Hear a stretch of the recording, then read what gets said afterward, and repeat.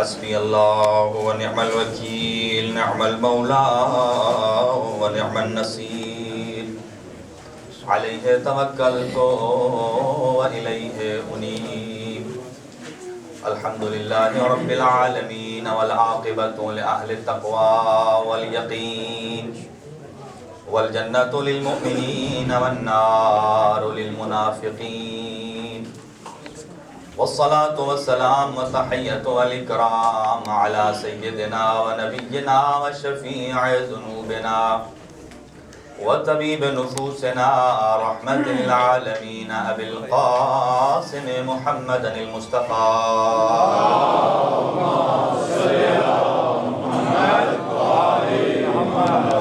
وعلى آله الطيبين الطاهرين المعصومين المنتخبين المظلومين الذين أذهب الله عنهم الرجس وطهرهم تطهيرا۔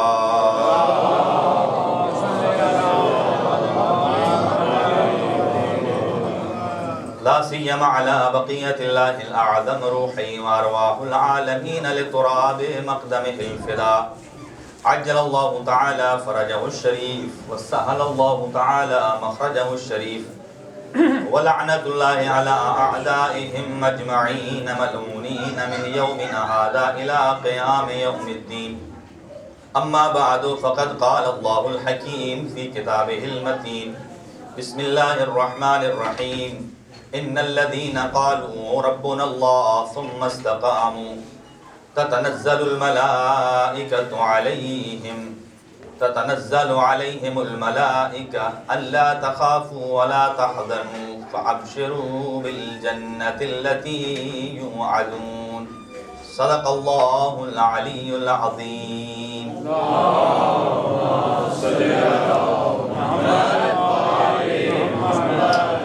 حاضرین گرامی قدر، جلدی سے چند ایک مومنین کے لیے التماس سے دعا کے لیے کہا گیا ہے۔ جو بیمار ہیں ان سب کو شفائے کامل و عاجل نصیب فرمائے۔ کہ ہمارے برادر ایوب صاحب ہیں، ان کے والد صاحب ہیں، میرے خیال سے انکل ہیں، ان کے حاجی غلام رضا، اللہ ان کو صحت اور تندرستی عطا فرمائے۔ مہدی بھائی کے والد صاحب جو ہیں علی رضا، اللہ ان کو بھی صحت اور تندرستی عطا فرمائے۔ غلام حسین جو خادم حسین صاحب کے والد صاحب ہیں، اللہ ان کو بھی شفائے کامل و عاجل نصیب فرمائے۔ برادر ایاد علی صاحب، سید دلاور حسین بچہ، سید عباس رضا، پروین زہرا اور برادر زامن صاحب جن کا آج کل ٹریٹمنٹ چل رہا ہے، اور سید زامن عباس شاہ صاحب جو ہیں ان کی ہمشیرہ علیل ہیں، اور سید زہید نقوی صاحب، سید محمد حسین شاہ صاحب اور برادر عابد حسین جو سیکیورٹی کے فرائض سر انجام دیتے ہیں، اسی طرح برادر سید حسن موسوی اور ذوالفقار موسیٰ صاحب کی مسز، اور سید ابرار حسین شاہ صاحب جو اینڈ ورک سے تشریف لائے ہیں، ان کا آپریشن ہوا ہے، اللہ ان کو شفا نصیب فرمائے، اور اسی طرح ان کی زوجہ محترمہ کو بھی شفا عطا فرمائے۔ سید رشاد حسین شاہ صاحب اور ایک سید زادہ ہے اور ان کی بچی، اور انتہائی محترم و کرم جناب اختر حیدری صاحب، اور اسی طرح ایک اور مومنہ اور ان کی بچی بیمار ہے، اور برادر غوری صاحب گینٹ سے ان کی زوجہ، اور کرنل صاحب اور ہادی صاحب، جتنے بھی علیل صاحبان ہیں سب کو شفائے کامل و عاجل نصیب فرمائے، بے اولادوں کو اولاد عطا فرمائے، اور جن نوجوانوں نے درخواست سے دعا کیا ہے اللہ ان کو دنیا اور آخرت کے ہر امتحان میں کامیاب و کامران فرمائے، اور اس کے علاوہ جو حج و زیارت کا قصد رکھتے ہیں اللہ ان کی منشا پوری فرمائے۔ جہاں جہاں ذکر محمد و آل محمد کا انعقاد ہو رہا ہے، پروردگار ان سینوں کو، ان امام بارگاہوں کو، ان مقامات کو اپنی حفظ و امان میں رکھ۔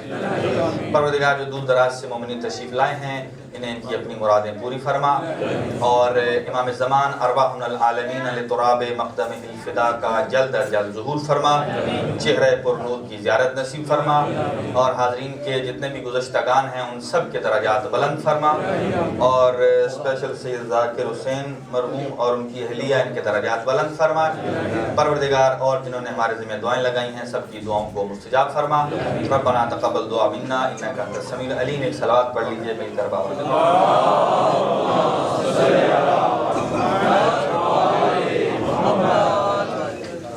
حاضرین گرامی قدر، وقت کے حساب سے میں انتہائی کم وقت میں اپنی معروضات کو خلاصہ کرنے کی کوشش کروں گا۔ میں نے سورہ مبارکہ حامیم سجدہ کی ایک آیہ مجیدہ آپ کی خدمت میں تلاوت کرنے کا شرف حاصل کیا، اور ذہن میں یہ رہے کہ چونکہ آج جس بی بی کا تذکرہ ہے، چونکہ میری عادت یہ ہے کہ جس شخصیت کا تذکرہ ہو انہی کے فضائل اور مناقب بھی بیان کیے جائیں، انہی کی سیرت طیبہ بھی بیان کی جائے، اور انہی کے مسائل بھی بیان کیے جائیں۔ عرض گزار یہ ہوں کہ وہ بی بی زینب کبریٰ سلام اللہ علیہا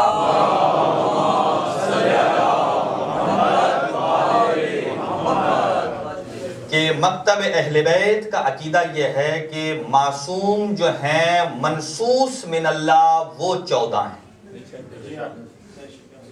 منصوص من اللہ اسے کہا جاتا ہے کہ اللہ نے جن کی عصمت کی تصدیق فرمائی قرآن و حدیث میں، لہذا ہم بچوں کو سبق سناتے ہیں، یاد دلاتے ہیں کہ معصوم 14 ہیں۔ یہ 14 منصوص من اللہ، اس کا قطعاً یہ مطلب نہیں ہے کہ اس کے علاوہ کوئی معصوم نہیں ہے۔ یہ عرض کرنا ہے کہ جناب زینب کبریٰ سلام اللہ علیہا بھی درجہ عصمت پہ فائز ہے،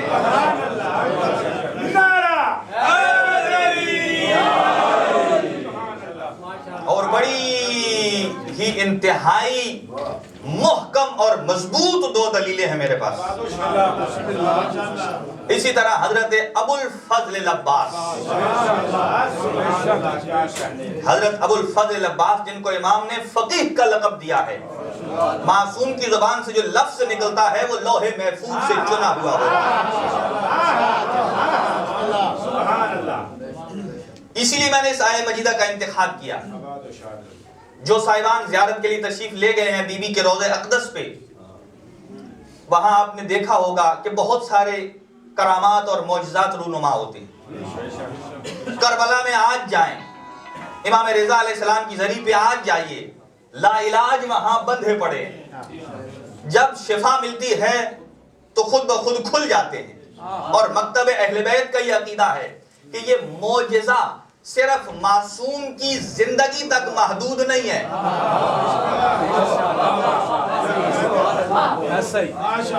معجزہ صرف معصوم کی ظاہری حیات تک محدود نہیں ہے۔ معصوم اگر حیات طیبہ میں ہوں تو بھی معجزہ انہی کے ساتھ ہے، اور ظاہری طور پر اگر پردہ فرما جائیں تو بھی معجزہ ہے۔ کچھ بولیے محمد والے محمد بلند تک صلوات۔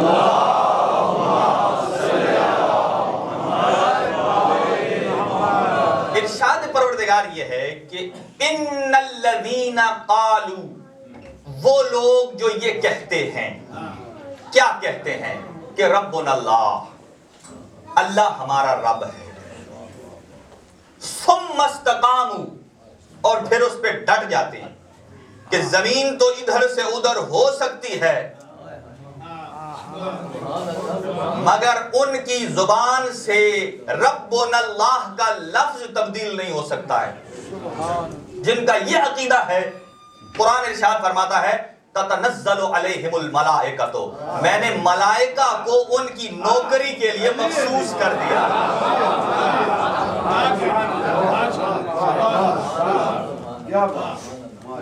ان الذین قالوا ربنا اللہ، جنہوں نے کہا اللہ ہمارا رب ہے،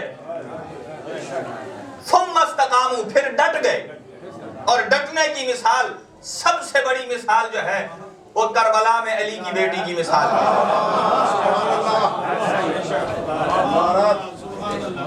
عبید اللہ ابن زیاد کوفہ میں جب اس نے جملہ کہا میری آقا زادی کو، اور کہا کہ مار رأیتے، کہ اللہ نے آپ کے بھائی کو ماروایا، بیٹوں کو مروایا، اہل خانہ کو مروایا، اس سے بڑی اور بھی کوئی ذلت ہے؟ وہ چاہتا تھا کہ علی کی بیٹی سے کوئی توحید کے خلاف لفظ نکلے،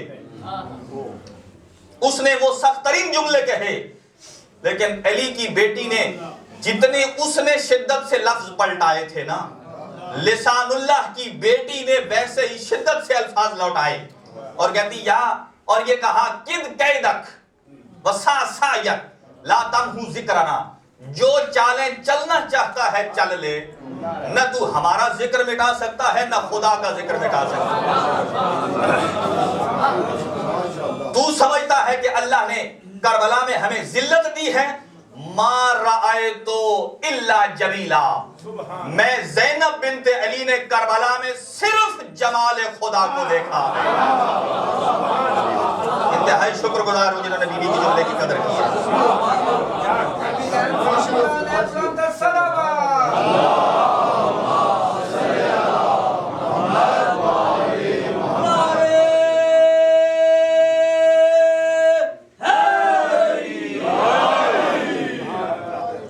سامنے گرامی قادر، ان الذین قالوا ربنا اللہ، جنہوں نے کہا کہ اللہ ہمارا رب ہے، ثم استقاموا، پھر ڈٹ گئے، پھر ادھر ادھر ہلنے جلنے والی بات نہیں ہے، بے شک 72 کے 72 مارے جائیں، لیکن قول معصوم میں استقامت موجود ہے۔ اور اللہ تعالیٰ نے فرمایا کہ فَأَبْشِرُوا بِالْجَنَّةِ الَّتِي يُوعَدُونَ، انہیں بشارت دے دو جس جنت کا ان سے وعدہ کیا گیا کہ بی بی زینب قورا بھی درجہ عصمت پہ فائز ہے۔ پہلی دلیل یہ ہے، پہلی دلیل، مجھے کائنات کی کوئی ایسی خاتون بتائیے کہ معصوم امام نے جس سے مشورہ لیا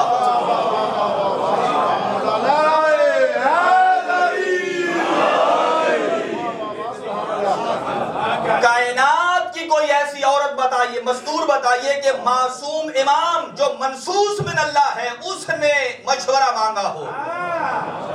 جب شام سے رہائی ہوئی نا تو منصوص من اللہ امام سید سجاد نے یہ یزید سے کہا تھا باقی معاملات جتنے بھی ہیں میں اپنی پھوپھی سے مشورہ کروں گا۔ بسم اللہ۔ اور پھر عرض کروں، درجہ عصمت پہ فائز ہے، منصوص من اللہ ہونا الگ بات ہے، لیکن بی بی درجہ عصمت پہ۔ اور دوسری دلیل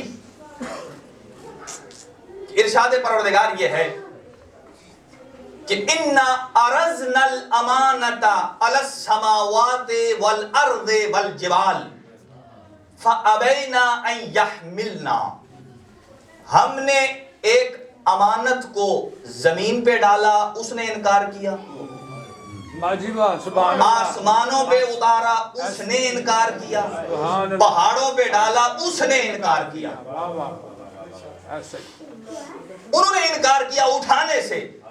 جب معصوم سے پوچھا گیا اس امانت کا مطلب کیا ہے، فرمایا اما الامانت هو الولایت،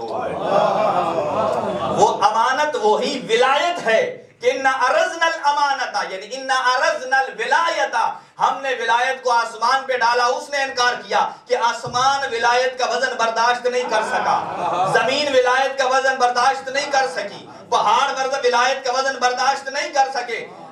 ابینا ان یحملنا، انہوں نے انکار کر دیا۔ فرمایا دو ہی شخصیتیں ایسی ہیں کہ جنہوں نے ولایت کے بوجھ کو اٹھایا ہے، یا غدیر کے میدان میں محمد مصطفیٰ نے علی جیسی ولایت کو ہاتھوں پہ بلند کیا ہے، یا روز عاشور کو زینب بنت علی نے سجاد جیسی امانت کو اپنے دوست پہ بلند کیا ہے۔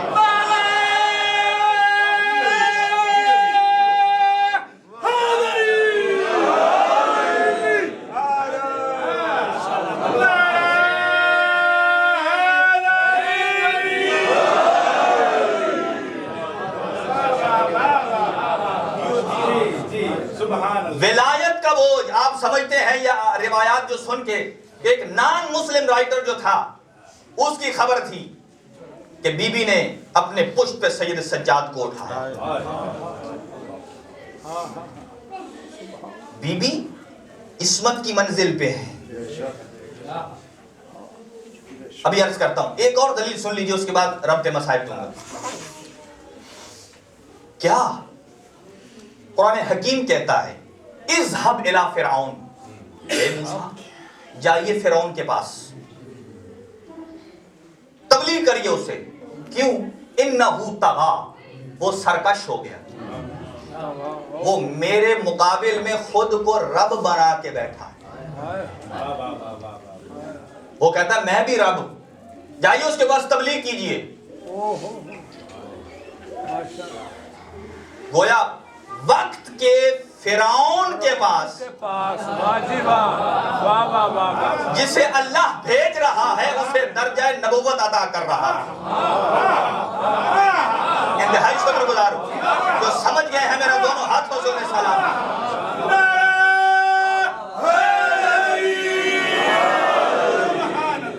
کہ جو وقت کے فرعون تھا اس کے پاس جب تبلیغ کے لیے جسے اللہ بھیج رہا ہے اسے پہلے درجہ عصمت عطا کر رہا ہے، پھر درجہ نبوت عطا کر رہا ہے، پھر رسالت دی ہے، کہا اب جا. لیکن نبوت ہونے کے باوجود موسیٰ نہیں گئے. درجہ رسالت ہونے کے باوجود نہیں گئے. اب جس کا ہاتھ نہیں کھل رہا مجھے پتا ہے، مجھے نہیں پتا اس کا ہاتھ مجبور ہے، مفلوج ہے، یا اسے بی بی زینب کبریٰ کا ذکر سمجھ نہیں آ رہا.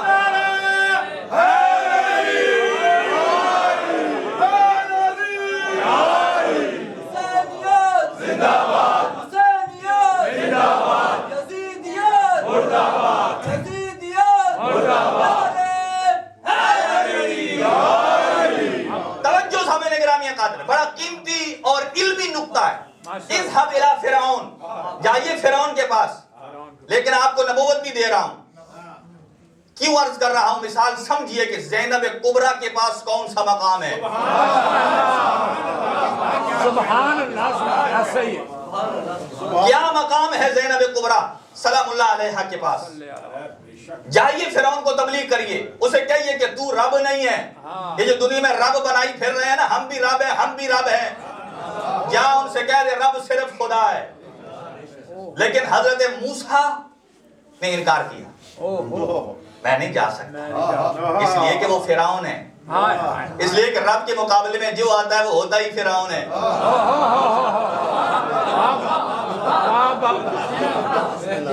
رب کے مقابل میں جو جاتا ہے وہ فرعون ہوتا ہے. اور یہ سمجھ لیجئے فرعون کے مقابل میں جب بھی آیا ہے یا موسیٰ آیا ہے یا بارے سے موسیٰ آیا ہے. کہا جائیے، نبوت آپ کو دی ہے میں نے، رسالت آپ کو دی، جائیے، عصمت آپ کے پاس ہے. یہ بات یاد رہے کہ معصوم ہوتا ہے نبی، معصوم ہوتا ہے نبی. مکتب اہل بیت کا عقیدہ. جائیے.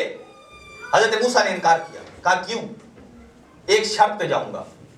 دعا مانگی، رب اشرح لی صدری. اب کوئی میں حدیث پڑھتا تو کسی کو اعتراض کرنے کا حق حاصل تھا کہ یہ حدیث کہاں سے لے کے آیا ہے، تاریخ کا واقعہ کہاں سے لے کے آیا. میں تو قرآن پڑھ رہا ہوں. رب اشرح لی صدری ویسر لی امری واحلل عقدۃ من لسانی یفقہوا قولی واجعل لی وزیرا من اہلی اخی ہارون.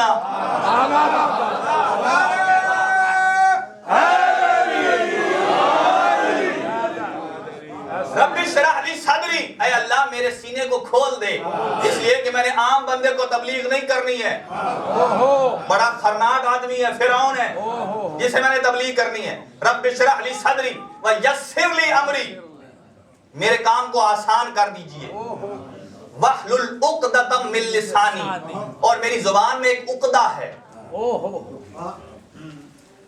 معصوم بے عیب ہوتا ہے.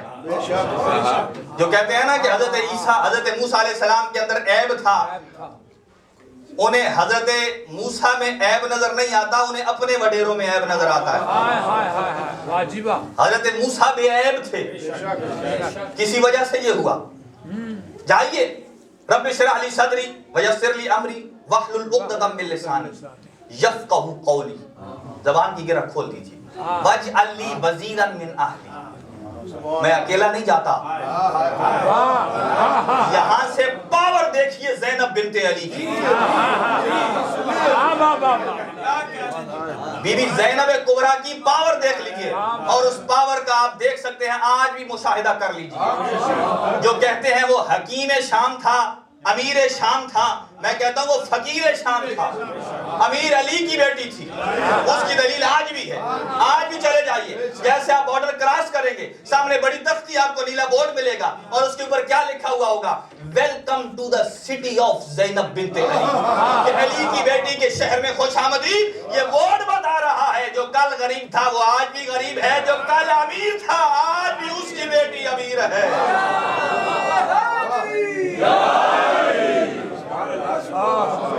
یہ وقت تیزی سے گزر رہا ہے، میرے ساتھ شامل ہوئیے. ذہن میں رہے حضرت موسیٰ نے فرمایا میں اکیلا نہیں جاتا، میرے ساتھ میرا بھائی بھیجیے. وَاجْعَلْ لِي وَزِيرًا مِّنْ أَهْلِي، میرے اہل سے، اور وہ ہارون ہوگا. اور صرف ہارون میرے ساتھ نہیں مجھے چاہیے. وَاشْدُدْ فِي أَمْرِي، جس کو میرے امر نبوت میں شریک قرار دیجئے. بی بی کا ایک نام ہے شریکت الامامت. ایسے ہی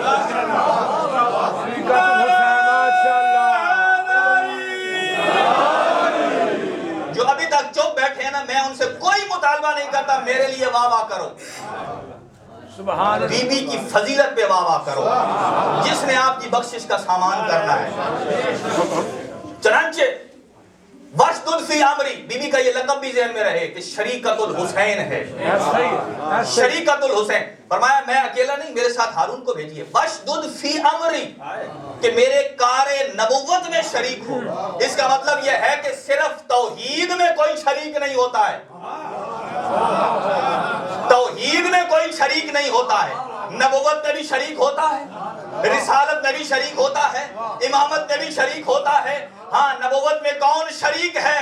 محمد مصطفیٰ کے ساتھ علی شریک ہے، حضرت موسیٰ کے ساتھ ہارون شریک ہے. اسی طرح پاک پیغمبر کی نبوت کے ساتھ ان کی بیٹی زینب کبریٰ کی والدہ فاطمہ زہرا شریک ہے. اسی لیے بی بی کا لقب ہے شریکت النبوت، اور زینب کبریٰ کا لقب ہے شریکت الامامت، کہ جو حسین کی امامت کے ساتھ شریک ہے.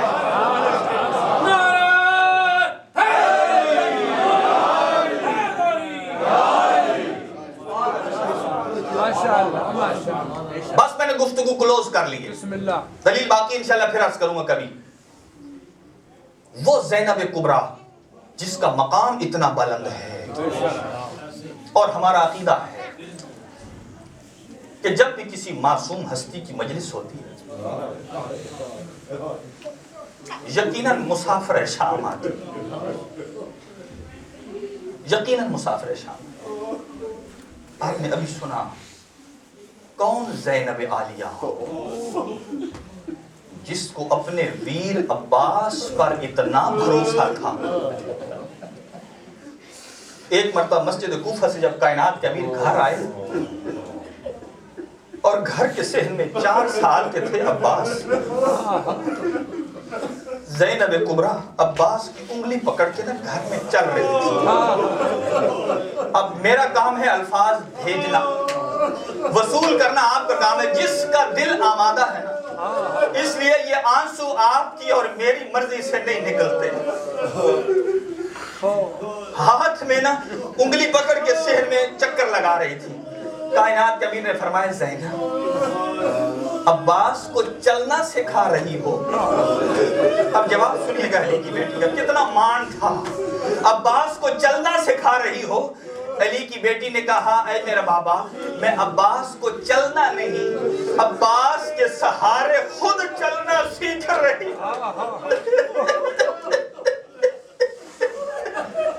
آج رکو ملندہ، آج رکو ملندہ. مجھے بتاؤ، علامہ علی نقی نقل صاحب فرمایا کرتے تھے اگر انہیں رونے دیا گیا ہوتا نا، آج ہم کبھی نہ روتے. روتے ہی اسی لیے ہے کہ جن کا اجڑ گیا ہے سب کچھ. 9 بھائی مرا کے، ہاتھوں میں رسیاں ڈال کے، بھائیوں کی لاشوں کے بیچ میں کھڑی ہو کے نا بھائی کے قاتل سے کھڑی اجازت مانگ رہی. اگر تمہاری اجازت ہو تو میں اپنے بھائی پر ایک بین کر لوں. آج رحم اللہ، آج رکو اللہ، بی بی کے 2 سفر ہیں کربلا کے. میں قریب آ گیا، دامن وقت میں گنجائش نہیں ہے. 2 سفر ہیں کربلا کے، ایک شام سے رہائی کے بعد اور ایک پھر مدینہ پہنچ کرنا. مدینہ سے کربلا اور دمشق کے شام کے راستے سے. جب شام سے قیدیں رہا ہوئی نا اور کہا یزید نے آپ جانا چاہیں تو چلے جائیے، یہاں رہنا چاہیں تو رکیے. کہا میں یہ اپنی ماں اور اپنی پھوپھی زینب عالیہ سے پوچھوں. اب جب آئے نا یہ پیغام لے کر، علی کی بیٹی نے سب سے پہلا بیان کیا، فرماتے ہیں واہ غربتا واہ حجابا. کہا سید سجاد اس یزید سے کہو کیا تو نے اب ہمیں شام میں رہنے کے قابل چھوڑ دیا ہے؟ آج رکو اللہ، کیا تو نے ہمیں شام میں رہنے کے قابل چھوڑ دیا ہے؟ کہا ایک مکان مجھے کرائے پہ یہاں دیا جائے، مکان میں اس میں اپنے بھائی کی مجلس کرنا چاہتی ہوں. چنانچہ اپنے بھائی کی مجلس کی اور اس کے بعد کہا بیٹا سجاد جاؤ اور یزید سے کہو وہ ہماری لوٹی ہوئی چادریں واپس کر دے. جب سید سجاد گئے نا اور یزید نے کہا ہم معافی چاہتے ہیں، وہ لوٹی ہوئی چادریں اور تبرکات تو معلوم نہیں کہاں گئی، لیکن ہم اس کے بدلے میں آپ کو چادریں دے سکتے ہیں. جب یہ پیغام علی کی بیٹی تک پہنچا نا اور پھر مدینے کی طرف رخ کر کے کہا واہ حجابا، کہا ان چادروں میں ایک چادر وہ تھی جو میری ماں زہرا نے اپنے ہاتھوں سے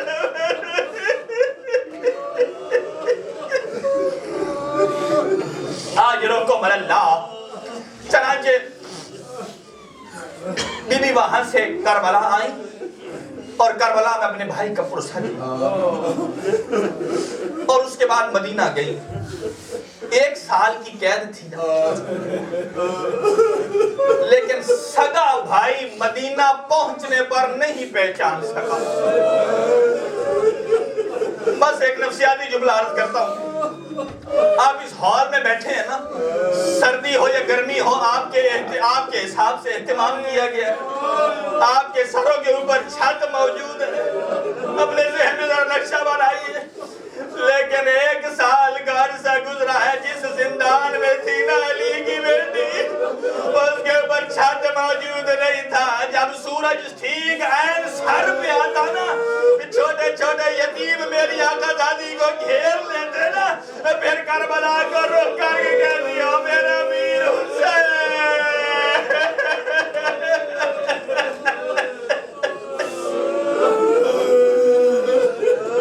آج رکم اللہ.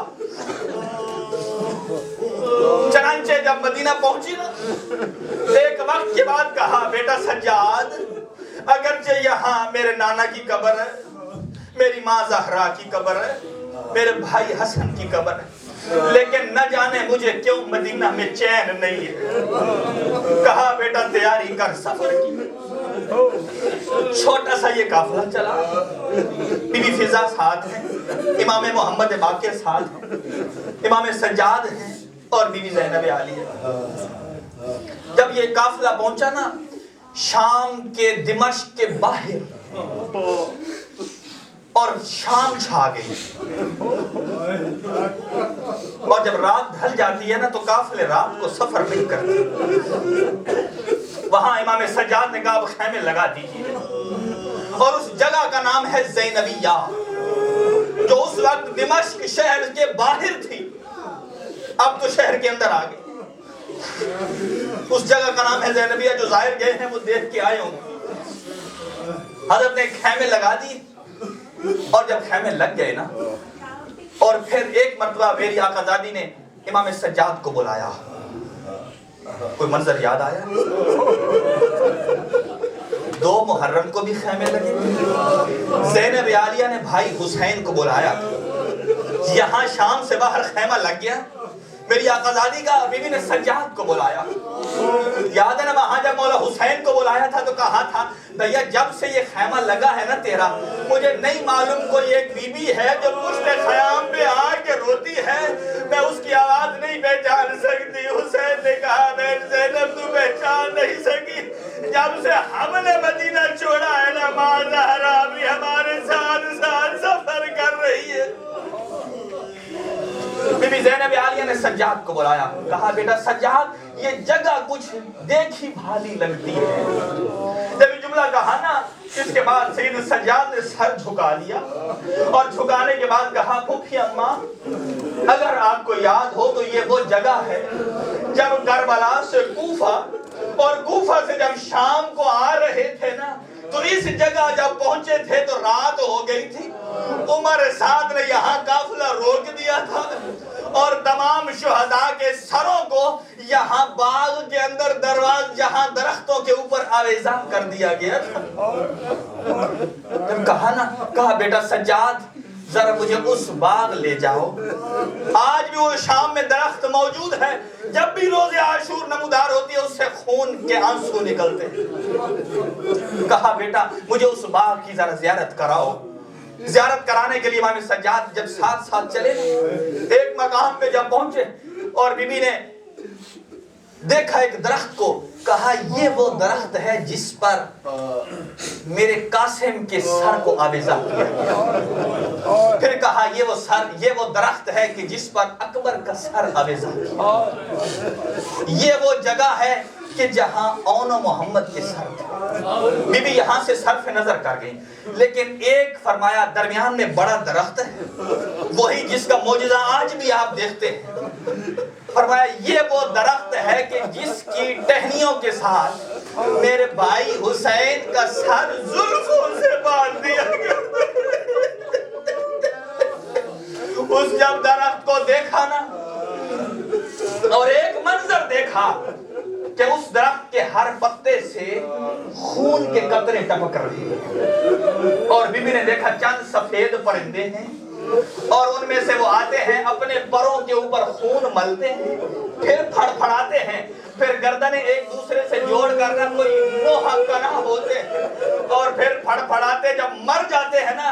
ان پرندوں کے منظر، مرتے ہوئے منظر کو جب دیکھا نا علی کی بیٹی نے، اور ایک مرتبہ کربلا کی طرف رخ کر کے کہا، فرمایا اے میرا بھیا ماں جایا حسین، دیکھا تیرے معجزے اور خون کو دیکھ کر پرندے پھڑ پھڑا کے مر رہے ہیں، لیکن تیری بہن ابھی زینب زندہ ہے۔ ایک جملہ اور انتہا سے دعا۔ اب اس کے بعد روایت کے کیا جملے ہیں میرے اندر ہمت نہیں کہ میں پڑھ سکوں، اور اتنے شدید جملے ہیں کہ کوئی مومن مر جائے گا۔ اس لیے بی بی زینب عالیہ کے مصائب کو برداشت کرنا آسان نہیں ہے، لیکن اتنا عرض کرتا ہوں کہ جب کافی دیر ہو گئی نا، سید سجاد نے جب پھپھی اماں کی نبض پہ ہاتھ رکھا نا، ایک مرتبہ بے ساختہ نکل گیا، انا للہ و انا الیہ راجعون۔ اپنی پھپھی اماں کو اٹھا کر خیمے میں لائے۔ میں کہوں گا ایک مولا حسین 57 سال آپ کی عمر تھی، صبح سے شام تک آپ لاشیں اٹھاتے رہے، 3 دن کے بھوکے اور پیاسے تھے، لیکن آپ نے تو مردوں کے لاشیں اٹھائے نا، لیکن آئے غریب کربلا، تو نے جب بھی لاشا اٹھایا کبھی زندان کے شام میں سکینہ کا لاشا اور کبھی بھوپھی زینب کبریٰ کا لاشا۔ اجرکم اللہ۔ غسل ہوا، کفن ہوا، ایک آخر جملہ سن لیجئے، اور جس کی جو حاجت ہے وہ لبوں پہ رکھے، اور یہ میری عقیدت کے جملے ہیں، یہ کسی مجھے تاریخ اور مقتل سے نہیں ملے ہیں، کہ جب غسل کفن ہو گیا نا، اور غسل کفن ہونے کے بعد جب سید سجاد نے جنازہ اٹھایا، ایک طرف سے امام سجاد نے اٹھایا، ایک طرف سے امام محمد باقر نے اٹھایا، اور پچھلی دونوں طرف سے ملائکہ نے اٹھایا۔ جنازہ چلا۔ میں کہوں گا جب جنازہ چلا نا، بی بی فضا نے اپنے لبوں کے نیچے یہ کہا، اے علی کی بیٹی کاش اپنے وطن میں مر گئی۔ آخری جملہ اور اجتماع سے دیکھو آپ بھی پردیس میں موجود ہو نا, ابھی ابھی ہمارا ایک مومن انتقال ہوا ہے, آپ کیسے اس کی ڈیڈ باڈی کو بھیجتے ہیں؟ یہاں بھیجنے والوں کے حالات بھی دیکھتے ہو, وصول کرنے والوں کے حالات بھی دیکھتے ہو. کہا اے میری آقا زادی کاش اپنے وطن میں مرتی اور کاش تیرے جنازے کے ساتھ عباس ہوتا, علی اکبر ہوتا, تیرے بھائی ہوتے. لیکن میری عقیدت کے جملے ہیں کہ شاید بھی فضا کے کانوں میں آواز آئی ہوں کہ اے فضا میں محمد ہوں جس نے مدینہ چھوڑ دیا ہے, میں علی ہوں ارے جس نے نجف چھوڑ دیا ہے اور جنازے کے ساتھ شامل ہو گئے. چنانچہ آخری جملہ اور التماس سے دعا اور میری عقیدت کے جملے ہیں کہ جب سید سجاد نے بی بی زینب کبریٰ کو تدفین کے لیے آگے پیش کیا ہوگا نا, اور عقیدت کے میری جملے ہیں کہ جب بھی معصوم جاتا ہے تو معصوم ہی وصول کرتا ہے, اور یہاں جناب زینب کبریٰ کی ماں زہرا ساتھ مدینہ سے چلی ہے. جب غسل و کفن دے کر سامنے آگے قبر کے حوالے کیا ہوگا نا, تو میرا دل کہتا ہے قبر سے 2 ہاتھ بلند ہوئے ہوں گے, کہا ہوگا میں فاطمہ زہرا ہوں,